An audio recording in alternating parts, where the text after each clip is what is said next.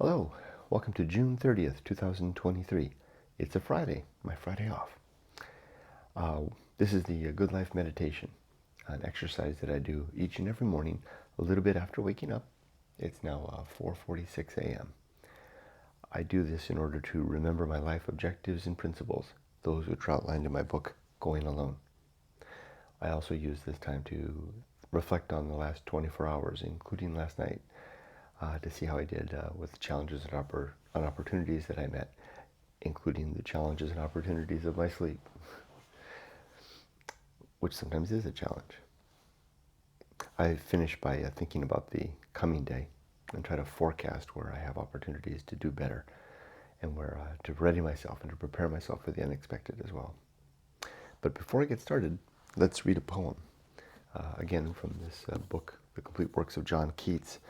I'm going to read his poem, Lines, which I've already studied 3 times as I was drinking my coffee right now. And I'll have to confess, still don't quite get it. It seems to be reference to the poet's encounter with a young woman. And there's some interesting words in here. Languid is an interesting word, rested. I'm going to go ahead and share with you some of the words that I struggled with. I may have heard before, like I'd heard languid, but I really never knew quite what it meant, nor did I ever really use it. So there's languid is one word that I had to encounter. Another word here, I should have marked them earlier. Dalliance. Dalliance could be like a short romantic affair. I thought that dalliance just simply meant, to wait or to buy time, dalliance, but it actually can mean like a short romantic or, an encounter of some sort. And I think that was it in terms of words and vocabulary. Let's read it, see if I can understand it better this time. Lines. Unfelt, unheard, unseen, I have left my little queen, her languid arms in silver slumber lying. Ah, through their nesting touch, who could tell how much there is for madness, cruel or complying? Those fairy lids, how sleek, those lips, how moist, they speak. In ripest quiet shadows of sweet sounds, into my fancy's ear, melting a burden dear. How love doth know no fullness nor no bounds. True, tender monitors, I bend upon your laws. This sweetest day for dalliance was born. So, without more ado, I'll feel my heaven anew for all the blushing of the hasty morn. It seems to be the poet's, again, talking about a young woman lying, resting in just kind of a lazy peace, and how beautiful she is, and it seems to be how much he wants to enjoy a dalliance with her. I'll read it again tomorrow morning. I always do that. I read it, study it, read it aloud, and then I'll read it again tomorrow with quiet, peace and quiet, before I move on to the next poem. I enjoy this process so much. I read this morning this poem I studied yesterday, On the Sea, which I read yesterday. Wow, that's a poem that's got me. I was thinking about that poem a good part of the afternoon yesterday after work, walking. I found myself just lost in thought, imagining the mental imagery that Keats created, poetry. All right, so the good life. First, last night and yesterday, I had a little bit of a tough sleep because Ollie, the black dog, laying beside me here, I think he's got some fleas and he was up scratching last night.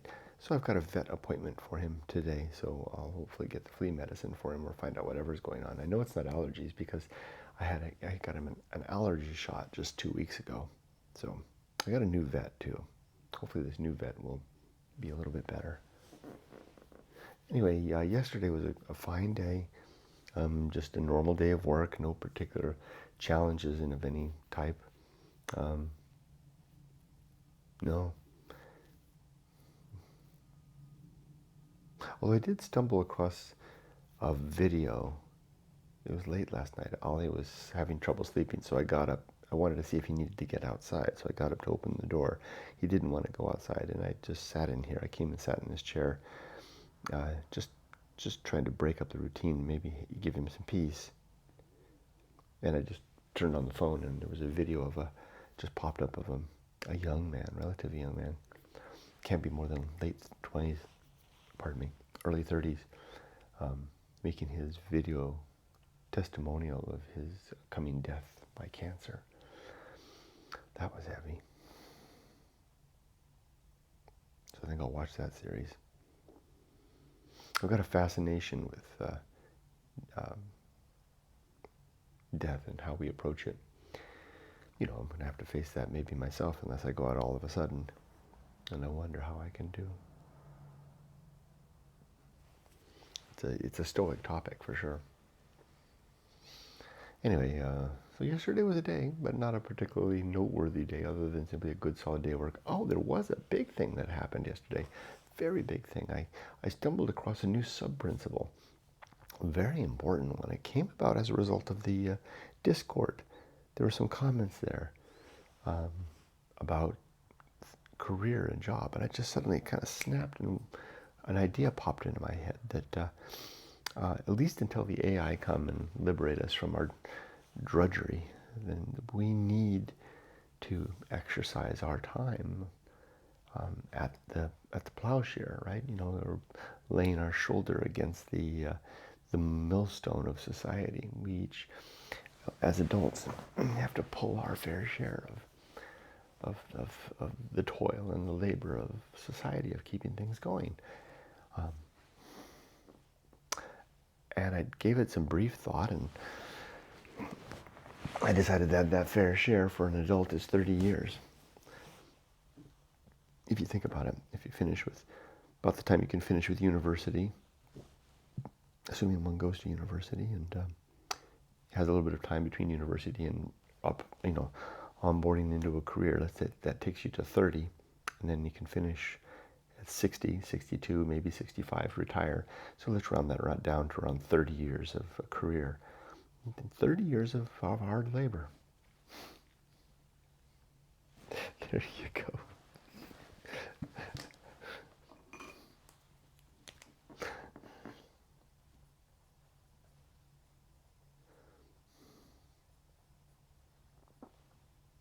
Now, it doesn't mean it has to be difficult, or it doesn't have to be fun.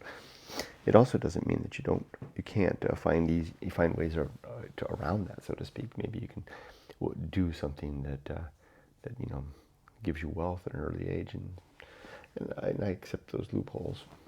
Let me say that clearly. I accept those loopholes, because in the balance, most of us won't. So it gives you something to strive for, to be an entrepreneur, perhaps.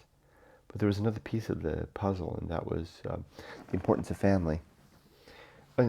And I decided that the sentence there, so to speak, is 25 years of hard labor from the point of the birth of our last child. Because you got to dedicate 25 years to raise a kid, to get him through college. So if you start your career at 30, but then wait and have one child at 35, then you're going to 65, your sentence. Unless, of course, you can, figure out a way to secure enough wealth and means to stop sooner than that, but still fulfill your duty, whatever the case may be, right? But it kind of covers a lot of things, and then also rounds things out, right? I mean, it gives us, if you think about it, going into it, it gives you a frame to do it. I mean, woe be you who starts your family at 45 or 50. There you got, you can go into 70, 75. The sentence is, unless you can get it all sorted out in a way that you don't have to work. I like it, if I do say so myself. It makes sense. It has symmetry. It's fair. It's balanced in a way. And it allows for ingenuity. So I'm going to call this sub-principle, I had it all in my head. I didn't write it down, but I can't remember. But I'm going to put it under, as a sub-principle of purpose. So it'll be the second one, which purpose is biology, which is parenthood, whatever I'm going to call this next one. I had a title for it earlier, but I forgot yesterday. And then virtue and mission, right? I'm very pleased with this. I have to find some time to work on it and get it into the book, and then inculcate that into the Good Life Creed. So yesterday was a very significant day in that regard. There's a lot more to this one. It'll take me time to flesh it all out, but I think that the basics and the fundamentals are all there. But what was I going to call it? I wish I could remember. Duty. I think that was it. Duty, yeah. Maybe. This time I'll write it down.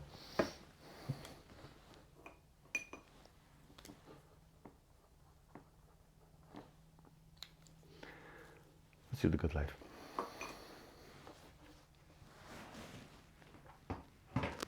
My 7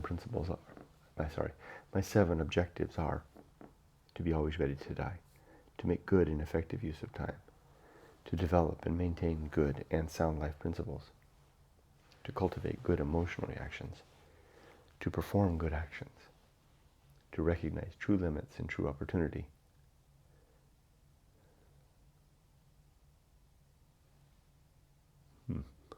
and to do just one thing at a time, and do that thing slowly and deliberately and carefully. There was one more thing I wanted to add to that, and that was that this duty thing has a real intangible reward if we can live long enough to fulfill our duty, and that is the great and deep satisfaction that comes later of life of having fulfilled a deep purpose. I'm enjoying that now. That's why in the Discord I mentioned that I couldn't have figured this out, and when I was in my 30s, it's like I made a comment that I wish I could have told my 30-year-old self about this, but it wouldn't have made sense. I wouldn't have understood it. You got to be old and have fulfilled it to realize how delicious this feeling is. And I don't know that you can get it otherwise. My 34 principles are war, reason, homunculus, anchor hold, home of good and evil, purpose, including duty, atomic principle, principle of nature, maturity, the pirate ride, or I should have said the pirate ride, then maturity, social principle, principle of family, public speaking, distraction, agency and the great indifference, the best seat in the house, the restless man, the path of wildness, the great life adventure, the risk of avoiding risk, sin and damnation, complete oblivion, the season of philosophy, script writing, the bullseye aim, the uphill climb, arena and utility, nothing is enough, and the principle of fun. Sounds like I got less than I needed, but I didn't feel like I missed anything in particular. All right, so for today, what's on the agenda? Well, I have 2 main things I need to do besides my normal morning routines. I'm going to take Aldi to the vet to get him checked out. It's a new vet, so I'll get him, it'll be his first time there, so I'll get him all taken care of and squared away. Plus, I'm going to take care of Emily's car. I've got an appointment at the auto dealership just down the street here to get a synthetic oil change. And I'm going to ask him to look at just give it a look-see. From there, oh yeah, then I'm planning to spend a good portion of the day sitting in my chair, my Black Widow chair, out in the yard reading as much as I can. Go to the beach and swim for a good swim. The water's nice now. And it'd be nice if I could spend some time and ship out a book or 2. And maybe even work on the new section there for this duty thing. But I'll see what I'll do. I wish you all the best. Be safe, but not too safe. With that, my life is done, if not finished. Take care.